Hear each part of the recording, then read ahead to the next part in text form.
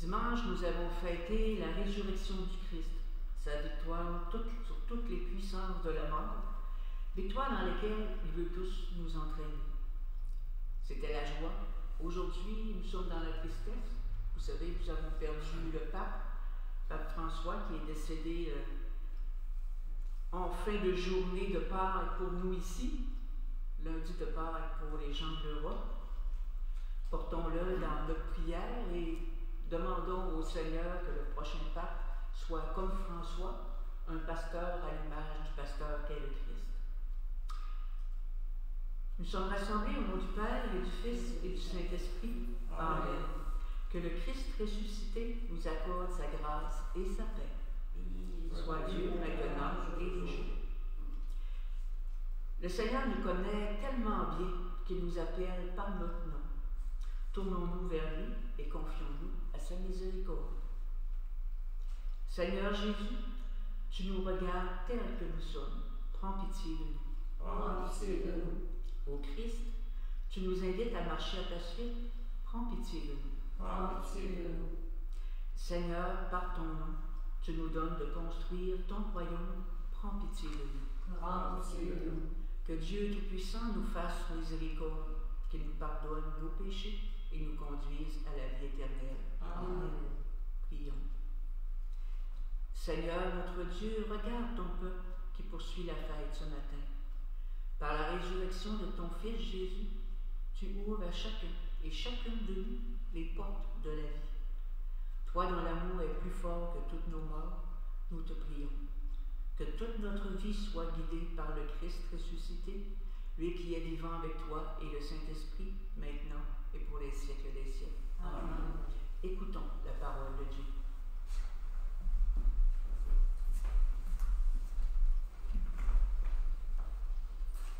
Lecture du livre des Actes des Apôtres. Le jour de la Pentecôte, Pierre disait à la foule que toute la maison d'Israël le sache, donc avec certitude. Dieu, la paix, Seigneur et Christ, ce Jésus que vous aviez crucifié. Les auditeurs furent touchés au cœur.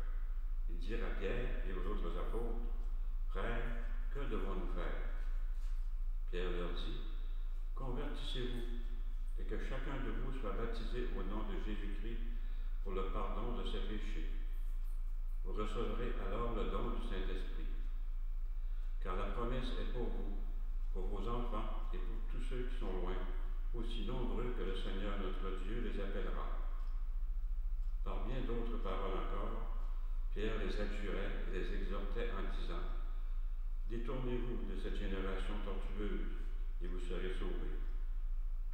Alors, ceux qui avaient accueilli la parole de Pierre furent baptisés. Ce jour-là, environ 3000 personnes se joignirent à eux. Parole du Seigneur.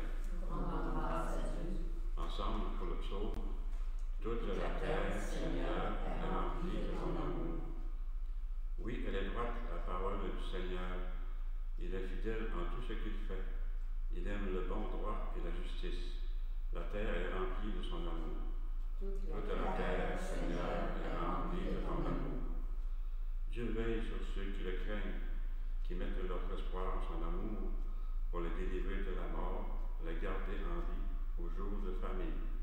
Toute la terre, Seigneur, est remplie de ton amour. Nous attendons notre vie du Seigneur.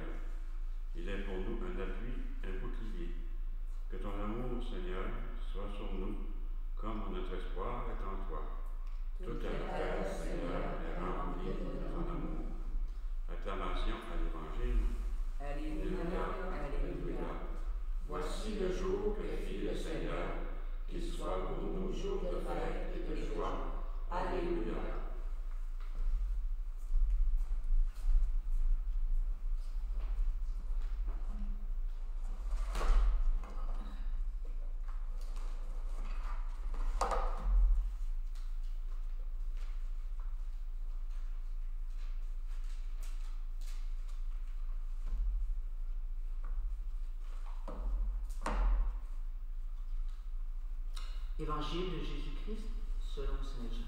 Gloire à toi, Seigneur. En ce temps-là, Marie-Madeleine se tenait près du tombeau, au dehors, tout en pleurant. Et en pleurant, elle se pencha vers le tombeau. Elle aperçoit 2 anges vêtus de blanc, assis l'un à tête et l'autre aux pieds, à l'endroit où avait reposé le corps de Jésus. Il lui demande, « Femme, pourquoi pleures-tu » Elle leur répond, « On a enlevé mon Seigneur, et je ne sais pas où on l'a déposé. » Ayant dit cela, elle se retourna.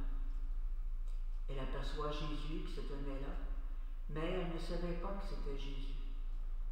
Jésus lui dit, « Femme, pourquoi pleures-tu? Qui cherches-tu » Le prenant pour le jardinier, elle lui répond, « Si c'est toi qui l'as emporté, dis-moi où tu l'as déposé, et moi j'irai le prendre. » Jésus lui dit alors, « Marie. » S'étant retournée, elle lui dit en hébreu, « Rabouni », c'est-à-dire « Maître. » Jésus reprend, « Ne me retiens pas, car je ne suis pas encore monté vers le Père. Va trouver mes frères pour leur dire que je monte vers mon Père et votre Père, vers mon Dieu et votre Dieu. » Marie-Madeleine s'en va donc annoncer aux disciples, « J'ai vu le Seigneur. » Et elle raconta ce qu'il lui avait dit. Acclamons cette parole de Dieu. Gloire à toi, Seigneur Jésus. Le premier jour de la semaine, Marie-Madeleine se rend au tombeau de Jésus. Pour elle, c'est un jour de tristesse. C'est souvent le cas dans notre vie quand nous nous rendons sur la tombe d'un être cher. Mais aujourd'hui, il y a une tristesse de plus. Ce n'est plus seulement le corps d'un ami qui finit dans la tombe, c'est l'espérance d'un règne nouveau qui est anéanti. L'évangile de Saint Jean nous dit qu'il faisait encore sombre. Comprenons bien, ce n'est pas seulement l'obscurité de la nuit. Il veut nous montrer que la lumière est en train de l'emporter sur les ténèbres. Elle chasse la nuit dans laquelle les hommes et les femmes sont plongés à cause de leurs péchés. Jésus ressuscité est la lumière qui luit dans les ténèbres, lumière pleine d'amour. Cette lumière, rien ne peut l'arrêter. Rien ne peut l'empêcher de briller.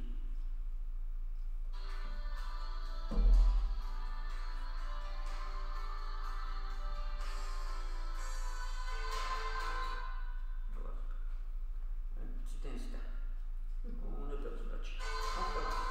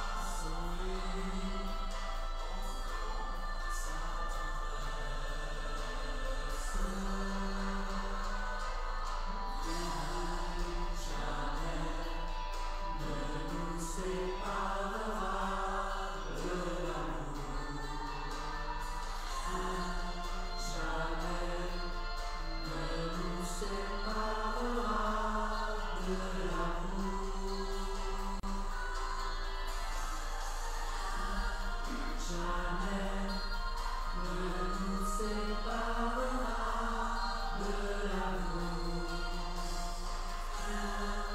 Jamais ne nous séparera de l'amour.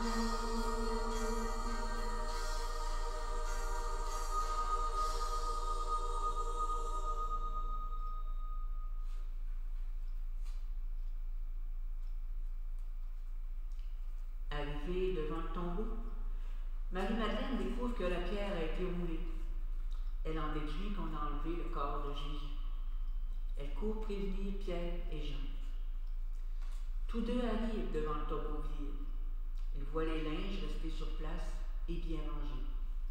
Pierre est perplexe, mais pour Jean c'est différent. Quelques mots disent sa foi, il vit et il crut. Nous nous rappelons qu'il avait suivi Jésus jusqu'au pied de la croix. Il avait participé à l'ensevelissement. Il voit bien qu'il n'y a pas de désordre provoqué par une violation de sépulture. Plus tard, Jésus dira « Heureux ceux qui croient sans avoir vu ». C'est important pour nous aujourd'hui. Nous n'aurons jamais d'autres preuves de la résurrection de Jésus que le tombeau vide. Bien sûr, il y a les apparitions du Christ ressuscité. Les 4 évangiles nous en donnent le témoignage. Mais aucune de ces preuves n'est vraiment contraignante. Si nous croyons au Christ ressuscité, c'est parce que nous faisons confiance au témoignage des apôtres et à celui des communautés chrétiennes qui nous a été transmis de génération en génération. Cette résurrection n'est pas un simple retour en arrière, comme celui le cas pour Lazare. Saint Paul nous dit, dans sa lettre aux Colossiens, que Jésus est assis à la droite de Dieu. Il est monté au ciel. Il a reçu l'autorité de la part de Dieu, son Père. C'est un appel pour nous à lever les yeux vers le ciel et à rechercher les réalités d'en haut. Si nous croyons en Jésus ressuscité et si nous suivons, plus rien ne peut être comme avant. Cette résurrection du Christ nous provoque à un renouveau de notre vie, un renouveau de la prière, une joie de découvrir et de vivre l'Évangile. Tout cela passe par des décisions concrètes. Sortir du tombeau de notre égoïsme pour vivre un amour vrai. Rouler la pierre du découragement qui nous emprisonne et nous empêche d'aller de l'avant. Ne pas nous laisser emporter par la rancune et la vengeance, mais faire triompher le pardon et la miséricorde. C'est par notre manière de vivre que nous pourrons montrer que Christ est vivant et qu'il transfigure ceux et celles qui accueillent sa force de vie. C'est en vivant ici que nous pourrons être porteurs de vie et d'espérance. Le Christ ressuscité veut nous associer tous à sa victoire sur toutes les forces du mal qui cherchent à détruire l'être humain. Nous sommes tous appelés à choisir la vie. Le Seigneur nous le dit d'ailleurs dans l'Ancien Testament. Choisis la mort ou la vie, mais choisis la vie. Alors nous sommes tous appelés à choisir la vie et à nous laisser envahir par l'amour de Dieu. Nous vivons dans un monde où beaucoup souffrent de la guerre. Pensons à ce qui se passe en Palestine, en Ukraine. Beaucoup souffrent aussi de la violence, de la haine et du mépris des autres. Mais le Seigneur ressuscité ne demande qu'à enlever de nos cœurs cette pierre qui nous enferme dans les ténèbres. Il veut que la lumière du Père brille dans le monde entier. En communion avec toute l'Église, soyons témoins de cette bonne nouvelle auprès de tous ceux et celles que nous rencontrons. Je vous invite à vous lever pour une prière de louange.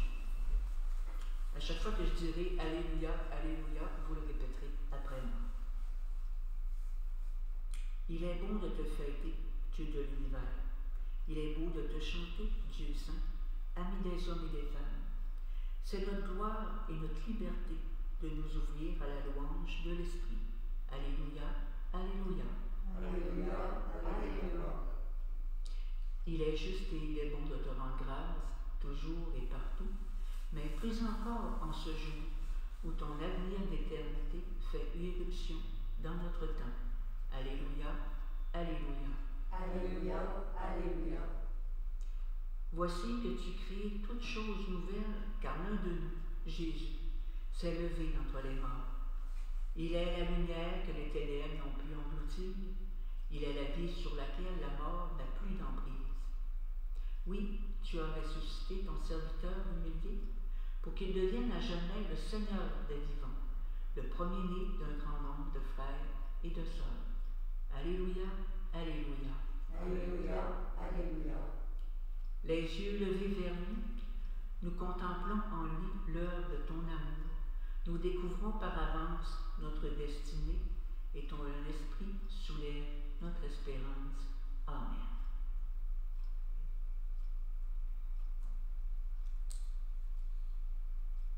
Avec le Christ qui nous appelle, demandons le pain de chaque jour pour soutenir notre marche à sa suite. Notre Père, qui es aux cieux, que ton nom soit sanctifié, que ton règne vienne, que ta volonté soit faite sur la terre comme au ciel. Donne-nous aujourd'hui notre pain de ce jour. Pardonne-nous nos offenses, comme nous pardonnons aussi à ceux qui nous ont offensés. Et ne nous laisse pas entrer en tentation, mais délivre-nous du mal. Soyons en communion avec tous nos frères et nos sœurs qui vivent la souffrance, de la violence, de la guerre, de la pauvreté, de la maladie et de la solitude.